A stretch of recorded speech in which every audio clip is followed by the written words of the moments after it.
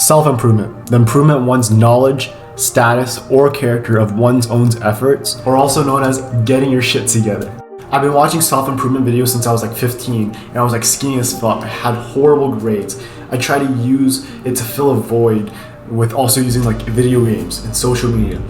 And right now this sounds like another motivational YouTube video where I want to say like, oh, I went through all the trials and tribulations and now I'm Adonis. Post-editing, Jason, that was literally the worst Hamza impression ever. And I definitely don't want to degrade the value of self-improvement because it's done so much for me.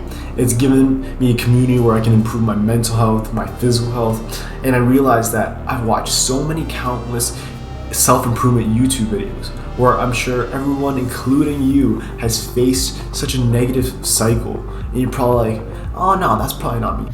Bitch. Oh my god, I can't even do a fucking Hamza impression.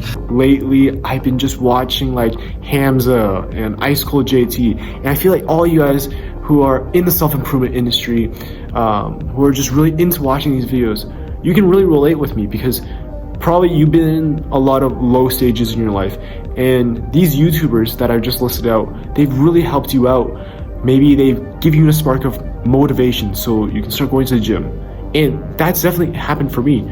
But I feel like I've gotten to a point where I've watched so many videos where it's not doing any good for me, and rather I need to be taking more action. But I realized that self-improvement becomes a cycle for failure if you watch it as a form of procrastination. As I look at my own patterns in self-improvement, I always see that it starts off as the low point where I'm stuck in a rut or a little bit of depression, and I realize how shit life is, where it could last for weeks, months, or even years, where it's just filled with instant gratification. And then the second stage is the rocky motivation, where people face so much inspiration from watching motivational YouTube videos like the 30-day meditation challenge, and they get so much inspiration where they just feel motivated to tack on like meditation or journaling, and they think that they're going to do this for a long term, but that's just inspiration and they're not taking any action.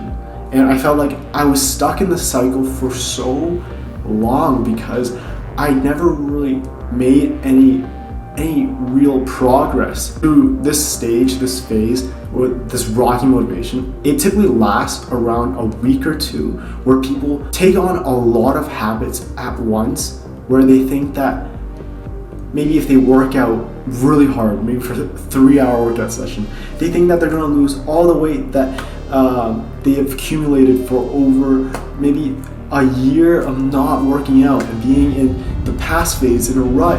And this is absolutely crazy to me that we're not realizing that this stage could be dangerous if we don't figure out the underlying issues. I go to these YouTubers and I feel like it's just been a quick bandage.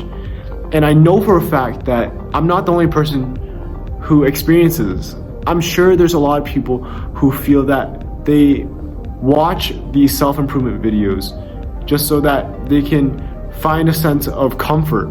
And obviously this is a great thing.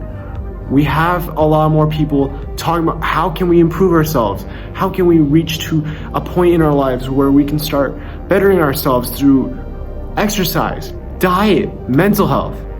And then this takes them to the final stage, the fall, where your results aren't providing you enough inspiration and people are taking too much habits, or they're taking on too many of their goals, where it's become more overwhelming, and instead they go back to where they started. They lose all their progress, they miss all their workouts, and they go back to the low point, back to the beginning of the self-improvement cycle. Bro, I made that sound so sad, like it's a fucking Pixar movie. This video is not for people who haven't been introduced to self-improvement, yet this is a video for those who have made progress. They aren't at the point of where they want to be in life. And I think Hamza said this best. It's tricky for me being someone who's somewhat against like technology, who's somewhat against social media, content consumption, and be posting videos like daily. The main channel you might have known is kind of going more like spurgy and edited, and you might have like complained about it a little bit and you're thinking like, wait, I don't like the main channel. You're not supposed to. The main channel is no longer for you. And then I commented saying that this has to be one of the most humble steps I've seen in a content creator, sacrificing your current audience for a more naive audience's growth. Look at Andrew Kirby getting less likes than me on Hamza's video. What a loser. Kowalski, analysis.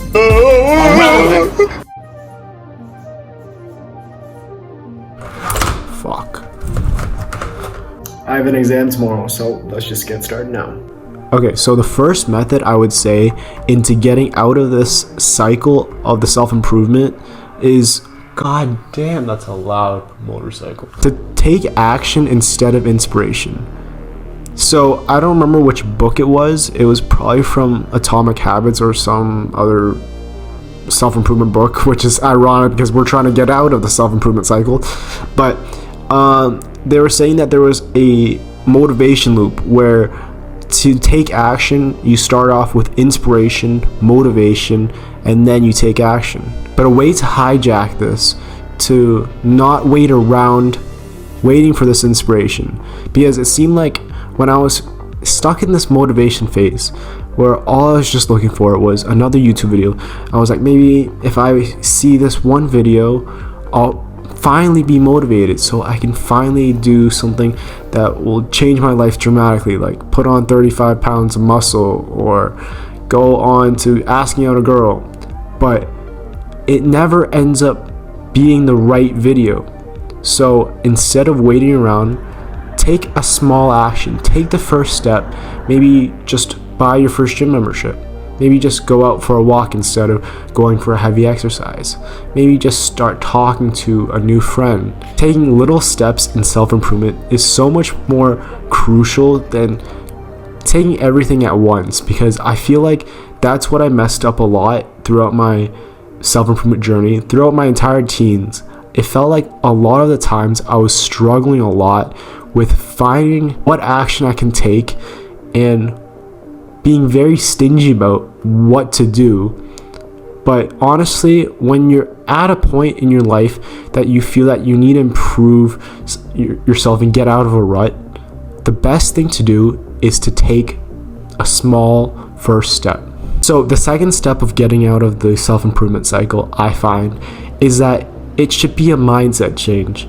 I feel like you gotta accept that there should be droughts into self-improvement.